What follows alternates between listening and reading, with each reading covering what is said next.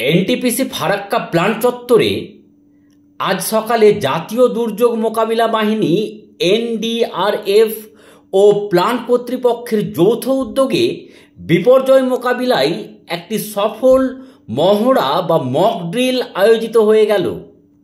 এই মহড়ার মূল উদ্দেশ্য ছিল শিল্পাঞ্চলে আকস্মিক দুর্যোগের সময় জীবনহানি থেকে কারখানার শ্রমিকদের বাঁচানো এবং দ্রুত উদ্ধার কার্য পরিচালনা করা। এদিনের মহড়ায় ভূমিকম্পের ফলে মাটির নিচে থাকা সিএইচপি ওয়াগান ট্রিপলার এলাকায় যাওয়ার সিঁড়ি ভেঙে পড়লে সেখানে আটকে পড়া কর্মীদের কিভাবে উদ্ধার করা হবে সেই সম্পূর্ণ প্রক্রিয়াটি অত্যন্ত দক্ষতার সাথে অনুকরণ করে দেখানো হলো। ফারাক্কা এনটিপিসি প্রজেক্টের প্রধান শ্রী দেবব্রত করের তত্ত্বাবধানে এই জরুরি মহড়াটি পরিচালিত হয়। আজকের এই মহড়ায় জাতীয় দুর্যোগ মোকাবিলা বাহিনী, রাজ্য দুর্যোগ মোকাবিলা বাহিনী, স্থানীয় ফারাক্কা পুলিশ এবং এনটিপিসি ফারাক্কার মেডিকেল,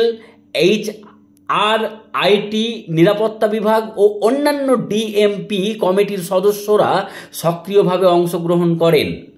এছাড়াও CISF fire and security wings of FSTPP এবং ফারাক্কা ব্যারেজ প্রজেক্টের কর্মীরাও উদ্ধার কাজে সহযোগিতা করেন। মহড়া প্রক্রিয়া শেষ হওয়ার পর একটি বিশেষ সভার আয়োজন করা হয়। সেখানে আজকের মহড়ায় অর্জিত অভিজ্ঞতাসমূহ এবং বিপর্যয় মোকাবিলায় আরও বিভিন্ন খুঁটিনাটি বিষয়গুলি নিয়ে বিস্তারিত আলোচনা করা হয়।